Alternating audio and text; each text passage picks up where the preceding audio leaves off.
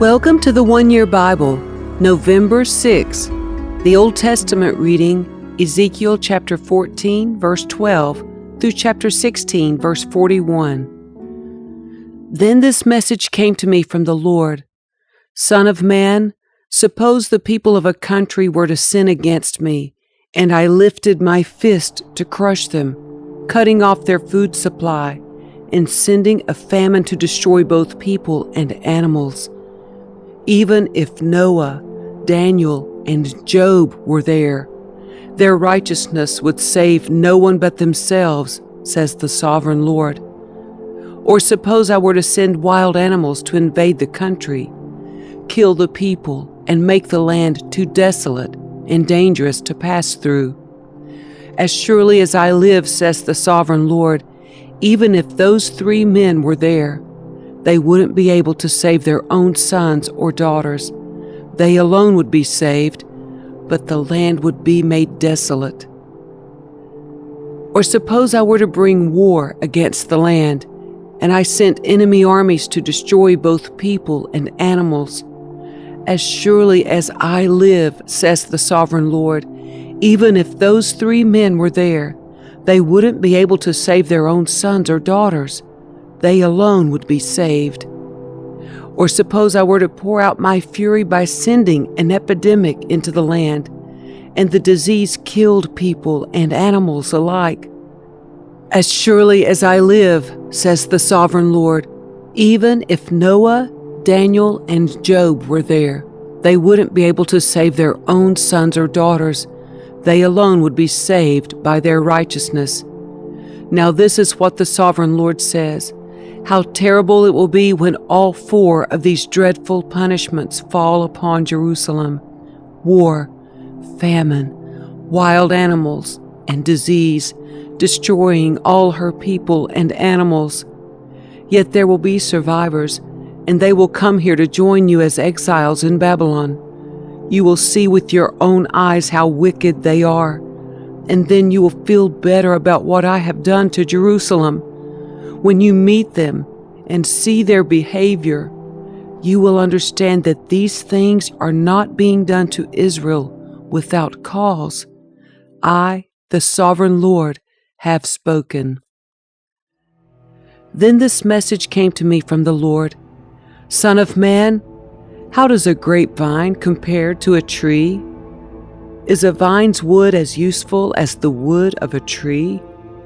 Can its wood be used for making things like pegs to hang up pots and pans?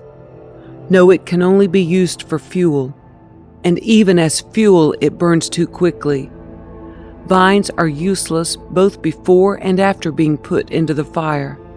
And this is what the sovereign Lord says: the people of Jerusalem are like grapevines growing among the trees of the forest. Since they are useless, I have thrown them on the fire to be burned, and I will see to it that if they escape from one fire, they will fall into another. When I turn against them, you will know that I am the Lord, and I will make the land desolate because my people have been unfaithful to me. I, the sovereign Lord, have spoken. Then another message came to me from the Lord. Son of man, confront Jerusalem with her detestable sins. Give her this message from the sovereign Lord. You are nothing but a Canaanite. Your father was an Amorite and your mother a Hittite. On the day you were born, no one cared about you. Your umbilical cord was not cut, and you were never washed, rubbed with salt, and wrapped in cloth. No one had the slightest interest in you. No one pitied you or cared for you. On the day you were born, you were unwanted, dumped in a field, and left to die. But I came by and saw you there, helplessly kicking about in your own blood. As you lay there, I said, "Live." And I helped you to thrive like a plant in the field. You grew up and became a beautiful jewel. Your breasts became full, and your body hair grew, but you were still naked. And when I passed by again, I saw that you were old enough for love. So I wrapped my cloak around you to cover your nakedness and declared my marriage vows. I made a covenant with you, says the sovereign Lord, and you became mine. Then I bathed you and washed off your blood, and I rubbed fragrant oils into your skin. I gave you expensive clothing of fine linen and silk, beautifully embroidered, and sandals made of fine goatskin leather. I gave you lovely jewelry, bracelets, beautiful necklaces, a ring for your nose, earrings for your ears, and a lovely crown for your head. And so you were adorned with gold and silver. Your clothes were made of fine linen and costly fabric, and were beautifully embroidered. You ate the finest foods, choice flour, honey, and olive oil, and became more beautiful than ever. You looked like a queen, and so you were. Your fame soon spread throughout the world because of your beauty. I dressed you in my splendor and perfected your beauty, says the sovereign Lord. But you thought your fame and beauty were your own. So you gave yourself as a prostitute to every man who came along. Your beauty was theirs for the asking. You used the lovely things I gave you to make shrines for idols, where you played the prostitute. Unbelievable! How could such a thing ever happen? You took the very jewels and gold and silver ornaments I had given you and made statues of men and worshipped them. This is adultery against me. You used the beautifully embroidered clothes I gave you to dress your idols. Then you used my special oil and my incense to worship them. Imagine it. You set before them as a sacrifice the choice flour, olive oil, and honey I had given you, says the sovereign Lord. Then you took your sons and daughters, the children you had borne to me, and sacrificed them to your gods. Was your prostitution not enough? Must you also slaughter my children by sacrificing them to idols?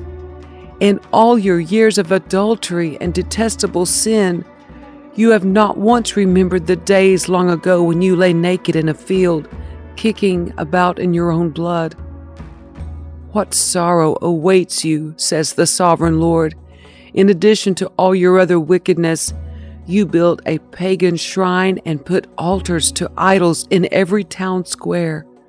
On every street corner you defiled your beauty, offering your body to every passerby in an endless stream of prostitution. Then you added lustful Egypt to your lovers, provoking my anger with your increasing promiscuity. That is why I struck you with my fist and reduced your boundaries. I handed you over to your enemies, the Philistines, and even they were shocked by your lewd conduct. You have prostituted yourself with the Assyrians too. It seems you can never find enough new lovers. And after your prostitution there, you still were not satisfied. You added to your lovers by embracing Babylonia, the land of merchants, but you still weren't satisfied. What a sick heart you have, says the sovereign Lord, to do such things as these, acting like a shameless prostitute. You build your pagan shrines on every street corner and your altars to idols in every square. In fact, you have been worse than a prostitute, so eager for sin that you have not even demanded payment. Yes, you are an adulterous wife who takes in strangers instead of her own husband. Prostitutes charge for their services, but not you. You give gifts to your lovers, bribing them to come and have sex with you. So you are the opposite of other prostitutes. You pay your lovers instead of their paying you. Therefore, you prostitute, listen to this message from the Lord. This is what the sovereign Lord says. Because you have poured out your lust and exposed yourself in prostitution to all your lovers, and because you have worshipped detestable idols, and because you have slaughtered your children as sacrifices to your gods, This is what I am going to do.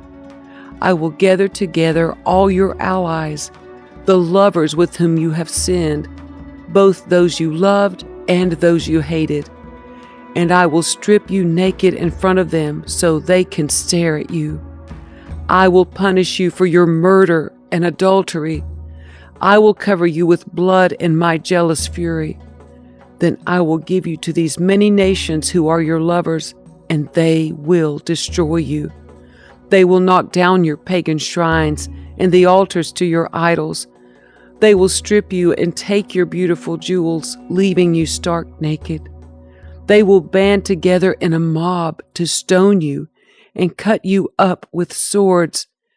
They will burn your homes and punish you in front of many women. I will stop your prostitution and end your payments to your many lovers.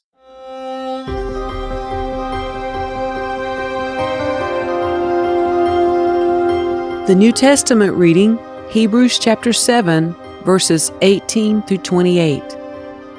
Yes, the old requirement about the priesthood was set aside because it was weak and useless, for the law never made anything perfect.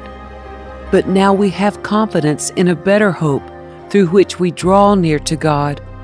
This new system was established with a solemn oath. Aaron's descendants became priests without such an oath, but there was an oath regarding Jesus, for God said to him, "The Lord has taken an oath and will not break his vow. You are a priest forever." Because of this oath, Jesus is the one who guarantees this better covenant with God. There were many priests under the old system, for death prevented them from remaining in office. But because Jesus lives forever, his priesthood lasts forever. Therefore, he is able, once and forever, to save those who come to God through him. He lives forever to intercede with God on their behalf. He is the kind of high priest we need because he is holy and blameless, unstained by sin. He has been set apart from sinners and has been given the highest place of honor in heaven. Unlike those other priests, he does not need to offer sacrifices every day. They did this for their own sins first, and then for the sins of the people. But Jesus did this once for all when he offered himself as the sacrifice for the people's sins. The law appointed high priests who were limited by human weakness. But after the law was given, God appointed his Son with an oath, and his Son has been made the perfect high priest forever.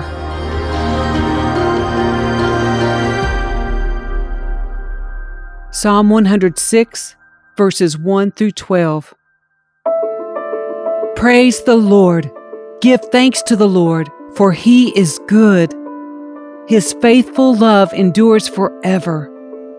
Who can list the glorious miracles of the Lord? Who can ever praise him enough? There is joy for those who deal justly with others and always do what is right. Remember me, Lord, when you show favor to your people. Come near and rescue me. Let me share in the prosperity of your chosen ones. Let me rejoice in the joy of your people. Let me praise you with those who are your heritage. Like our ancestors, we have sinned. We have done wrong. We have acted wickedly. Our ancestors in Egypt were not impressed by the Lord's miraculous deeds. They soon forgot his many acts of kindness to them. Instead, they rebelled against him at the Red Sea. Even so, he saved them to defend the honor of his name and to demonstrate his mighty power. He commanded the Red Sea to dry up. He led Israel across the sea as if it were a desert. So he rescued them from their enemies and redeemed them from their foes. Then the water returned and covered their enemies. Not one of them survived. Then his people believed his promises. Then they sang his praise.